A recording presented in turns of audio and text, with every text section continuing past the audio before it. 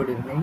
आज हम goods and service tax introduction लेके आए हैं और ये हमारा पार्ट 4 है। ठीक है, तो पार्ट 4 में हम लोग देखेंगे कि फ्रेमवर्क के बारे में, जो हम लोग पार्ट 3 में पढ़े थे, फ्रेमवर्क ऑफ जीएसटी। ठीक है, और लगभग और रजिस्ट्रेशन के बारे में कुछ जानेंगे, कंपोजिशन स्कीम के बारे में जानेंगे। ठीक है, और कुछ गुड्स के बारे में जानेंगे। ठीक है, और कंपनसेशन शेयर्स के बारे में जानेंगे, ये सब। ठीक है, तो चलते हैं आज हम लोग goods and service tax introduction part 4। चलिए, जो हमारा ड्यू था फ्रेमवर्क ऑफ जीएसटी पे, उस पर चलिए देखिए। फ्रेमवर्क ऑफ जीएसटी में क्या है, यहाँ पे taxable person will pay a tax rate at 0%, 5%, 12%, 18%, 28%, whichever is applicable to him. अब यहाँ पे टैक्सेबल पर्सन क्या है? टैक्सेबल पर्सन कौन है? टैक्सेबल पर्सन मीन्स जो पर्सन जीएसटी में रजिस्ट्रेशन लिए हैं, जो पर्सन जीएसटी के अंदर में रजिस्टर्ड हुए हैं, उसे यहाँ पे बोला जाता है टैक्सेबल पर्सन। तो वही ना भाई, जो रजिस्टर्ड होता है वही ना भाई टैक्स पे करेगा। तो यहाँ पे बोला गया taxable person will pay a tax rate at 0%, 0% पे करते हैं करके, 5% पे करते हैं, 12% पे, 18% पे, 28% पे। तो ये रेट है। ठीक है, अभी फ़िलहाल मैं बताऊंगा नहीं कि 0% पे कौन से गुड्स आते हैं, 5% पे कौन से गुड्स। अभी फ़िलहाल आप लोग जानो कि रेट कौन कौन से हैं। 0% है, 5% है, 12% है, 18% है, 28% है। ठीक है, और whichever is applicable to, मतलब ये जो रेट है ये गुड्स पे भी एप्लीकेबल होते हैं और सर्विसेज पे भी एप्लीकेबल होते हैं। ठीक है, ये। अब आते हैं हमारा रजिस्ट्रेशन।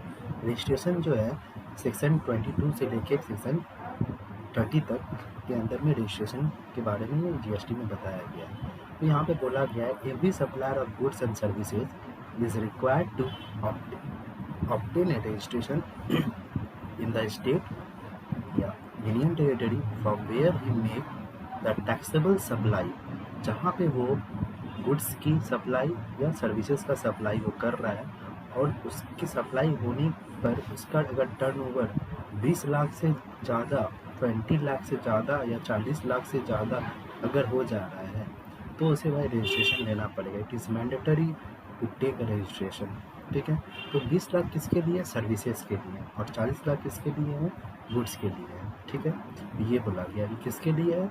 रजिस्टर्ड पर्सन के लिए रजिस्ट्रेशन उसे लेना पड़ेगा। ठीक है, अगर नॉर्मल बंदा है जिसका टर्नओवर, अगर कोई सर्विसेज देता है जिसका टर्नओवर 20 लाख से ज़्यादा हो गया है, ठीक है, ड्यूरिंग द फाइनेंशियल ईयर, तो उसे क्या करना पड़ेगा? उसे रजिस्ट्रेशन लेना पड़ेगा भाई। और गुड्स में अगर वो गुड्स का सप्लाई करता है तो, और उसका 40 लाख से ज़्यादा हो जा रहा है, तो उसे रजिस्ट्रेशन लेना पड़ेगा। और रजिस्ट्रेशन का हमारा सेक्शन है सेक्शन 22 से लेकर सेक्शन 30 तक। ठीक है, अब आते हैं नेक्स्ट। अब इसी में बोला गया एक चीज़, the limit of 20 lakh will be reduce to ₹10 lakh. अभी ये भाई क्या? अब देखो यार, 10 लाख जो है कुछ स्पेशल कैटेगरी के लिए है, स्पेशल कैटेगरी स्टेट के लिए गया है। किसके लिए? 10 लाख मणिपुर, मिजोरम, नागालैंड, त्रिपुरा, इन लोगों के लिए 20 लाख की जगह 10 लाख रखा गया है। तो 20 लाख की जगह 10 लाख मीन्स वहाँ पे जो सर्विसेज थी जो 20 लाख, तो उसके जगह में यहाँ पे क्या आ गया? 10 लाख। ठीक है, तो 10 लाख ये स्टेट के लिए अगर 10 लाख से ज़्यादा टर्नओवर है तो इसे मैंडेटरी रजिस्ट्रेशन भी रहना पड़ेगा। ठीक है, तो ये स्टेट को क्या बोला गया है? Specialise state, special category state. तो कौन कौन से स्पेशल कैटेगरी स्टेट है? मणिपुर, मिजोरम, नागालैंड एंड त्रिपुरा। ठीक है, अब आते हैं कॉम्पोजिशन स्कीम।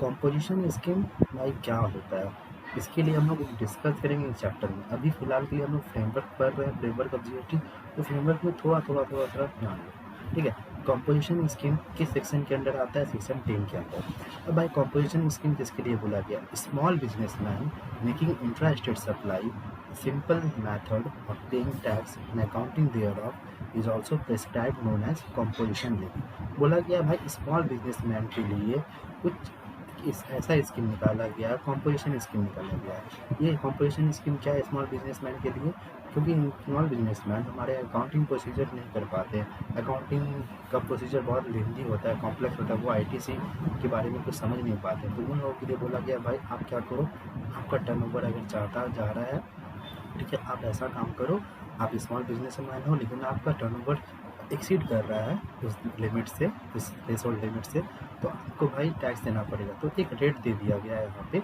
उस रेट पे आप उसको टैक्स देना पड़ेगा 1%, 5% उस रेट पे, ठीक है। तो यहाँ पे बोला गया कंपोजिशन स्कीम अंडर सेक्शन 10 में ये बोला गया ये किसके लिए है, ये ओनली फॉर स्मॉल बिजनेसमैन के लिए जो अकाउंटिंग प्रोसीजर्स, अकाउंटिंग रूल्स वगैरह फॉलो नहीं कर पाते हैं, तो उन लोगों के लिए आप एक रेट लगा दिया गया है। आप कोई भी सर्विसेज दो या कोई भी गुड्स वगैरह सप्लाई करो तो उस पर आप वही रेट दोगे, ठीक है। तो भाई स्मॉल बिजनेसमैन कौन होगा यहाँ पे, स्मॉल बिजनेसमैन वही होगा जो इंट्रा स्टेट सप्लाई करता है। इंट्रा स्टेट सप्लाई मतलब जो विद इन स्टेट के अंदर अगर वो सप्लाई कर रहा है, उसे भी जीएसटी वाले लोग बोल रहे हैं कि तुम स्मॉल बिजनेसमैन। अगर आप इंटर स्टेट मतलब आप आउटसाइड सेल कर रहे हो, आउटसाइड स्टेट में सेल कर रहे हो, मतलब बंगाल से आप बिहार में सेल करो, बंगाल से राजस्थान में सेल करो, तो उसे कंपोजिशन स्कीम में नहीं दिया जाएगा। तो वो उसे समझा जाएगा तुम बिग बिजनेसमैन हो, बड़े बिजनेसमैन हो। कंपोजिशन स्कीम कौन है, जो इंट्रा स्टेट मतलब विद इन स्टेट के अंदर वो गुड्स का सप्लाई और सर्विसेज का सप्लाई कर रहा है, तो वो कंपोजिशन स्कीम के अंडर में आएगा, ठीक है। नेक्स्ट चलते हैं। तब यहाँ पे जैसे मैंने दिखाया है वेस्ट बंगाल टू वेस्ट बंगाल में सप्लाई किया, तो ये इंट्रा स्टेट है, तो इंट्रा स्टेट अगर है तो आप कंपोजिशन स्कीम में ले सकते हो। तो भाई कंपोजिशन स्कीम का भी कुछ लिमिट है, कुछ थ्रेशोल्ड लिमिट है। तो composition scheme can also be taken if turnover in the previous year less than 1.5 crore. अगर उस बिजनेसमैन, मान लो आप नॉर्मल रजिस्ट्रेशन था उसका, अब वो इस स्कीम में आना चाहते हैं कंपोजिशन स्कीम में, लेकिन उसका प्रीवियस ईयर में टर्नओवर जो होना चाहिए 1.5 करोड़ के बिलो होना चाहिए, तभी वो आ पाएगा। अगर 1.5 करोड़ से वो एक्सीड कर जाता है तो उसे कंपोजिशन स्कीम में नहीं आने दिया जाएगा। और 75 लाख किसके लिए है, स्पेशल कैटेगरी स्टेट के लिए, ठीक है। 75 किसके लिए है, स्पेशल कैटेगरी स्टेट के लिए। अब यहाँ पे देखो कंपोजिशन स्कीम में बोला गया है रेस्टोरेंट है, मैन्युफैक्चरर है, ट्रेडर है। अब रेस्टोरेंट के लिए क्या किया गया है, कंपोजिशन स्कीम वो जो लेता है उस पर 5% बोला गया है यहाँ पे, 2.5% CGST एंड 2.5% SGST। मैन्युफैक्चर का यहाँ पे रेट क्या दिया गया, 1% दिया गया है, 0.5% किसके लिए CGST और 0.5% SGST। ट्रेडर का रेट कितना है, 1%, 0.5% CGST एंड 0.5% SGST, ठीक है। तो ये सब रेट दिया गया है, ठीक है। कंपोजिशन स्कीम रेस्टोरेंट वगैरह में खाते हो आप, ठीक है, खाना वगैरह, तो रेस्टोरेंट वगैरह का क्या है, 5% है। मैन्युफैक्चर जो गुड्स कन्वर्ट करते हैं, प्रोसेसिंग कर गुड्स कन्वर्ट करते हैं raw material to finish goods, उन लोगों के लिए 1% दिया गया। और ट्रेडर लोगों के लिए क्या दिया गया, 1%, ठीक है। नेक्स्ट अब आते हैं यहाँ पे कंपोजिशन सेस। कंपोजिशन सेस क्या होता है, composition cess act has been imposed under the goods and service tax cess act 2017। अब goods and service tax cess act है ये 2017, ये भी पार्लियामेंट में पास हुआ था, ठीक है। तो कंपोजिशन सेस के लिए ही जीएसटी का जो झमेला हुआ था, इतना दिन तक लटका हुआ था, इसी को लेके था कि भाई कि कौन कंपोजिशन, क्योंकि जो स्टेट थे जैसे गुजरात, प्रोडक्शन स्टेट थे प्रोडक्शन स्टेट कौन थे, गुजरात, महाराष्ट्र, ये लोग को नुकसान हो रहा था।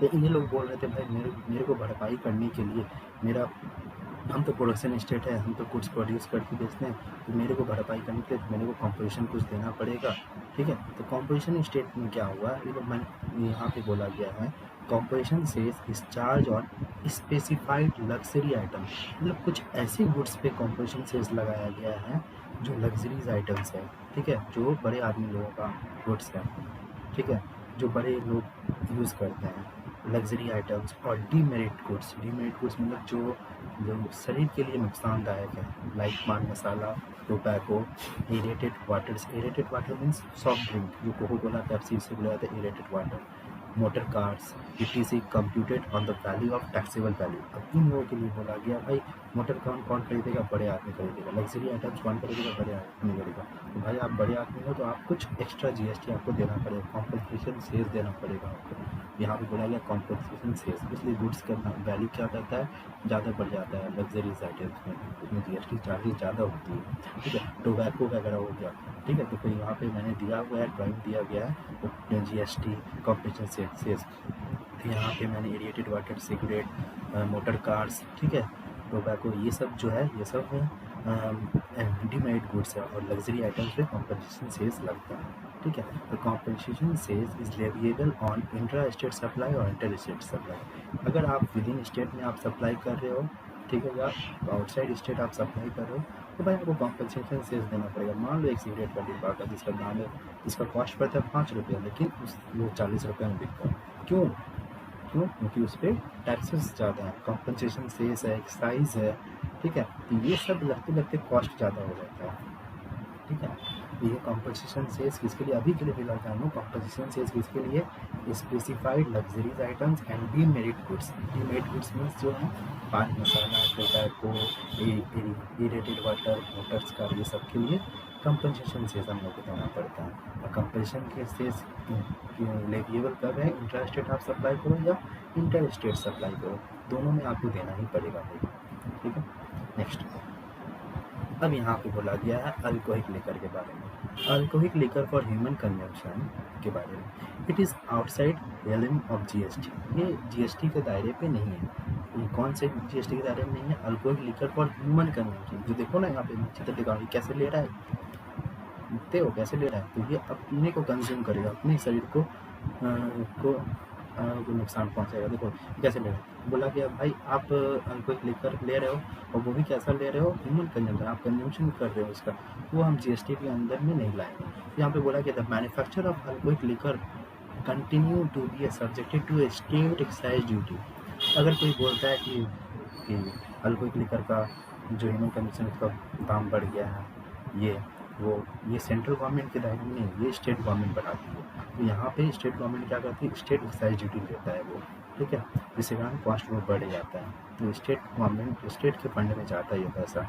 तो alcoholic liquor for human consumption is to be charge to state excise duty and inter state या intra state sale of same is subjected to VAT और सीएसटी।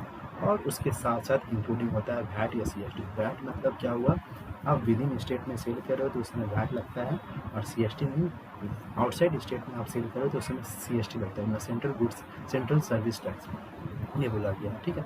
तो वैट एक्साइज ड्यूटी भी लगेगा, वो भी एक्साइज ड्यूटी किसके पास जाएगा, state government के फंड में जाएगा। और वैट और सीएसटी भी किसी वैट, ये सीएसटी स्टेट गवर्नमेंट, ये स्टेट गवर्नमेंट। और यहाँ पे पहले अभी तो वैट और सीएसटी लग रहा है, अभी जीएसटी तो नहीं लग रहा है, तो इसलिए बोला गया है इसे alcoholic liquor for human consumption को जीएसटी के दायरे पे नहीं रखा गया। क्यों नहीं रखा गया? क्योंकि इस पर वैट और सीएसटी लगता है, पुराना टैक्स लगता है, ठीक है। नेक्स्ट, अब नॉट प्रेजेंटली लेविएबल। अब नॉट प्रेजेंटली लेविएबल का मतलब यहाँ पे हो रहा है कि कुछ यहाँ पे गुड्स एक है जिसको जीएसटी, जिस पर जीएसटी चार्जेस नहीं है, जीएसटी का लेविएबल नहीं है, इस पर चार्ज ही नहीं होगा। अब पेट्रोलियम पे जो देखते हैं हम लोग, देखो यहाँ पे मैंने चित्र दिखता है, पेट्रोल पे कोई चार्ज नहीं है, कोई जीएसटी नहीं है, कोई जीएसटी नहीं लगेगा पेट्रोलियम पे, ठीक है। क्यों नहीं लगेगा? क्योंकि इस पर वैट और सीएसटी लगता है। डीजल पे भी भाई कोई जीएसटी नहीं लगता है, मतलब जीएसटी के दायरे से है, ये सब दायरे के बाहर से है, दायरे के बाहर है।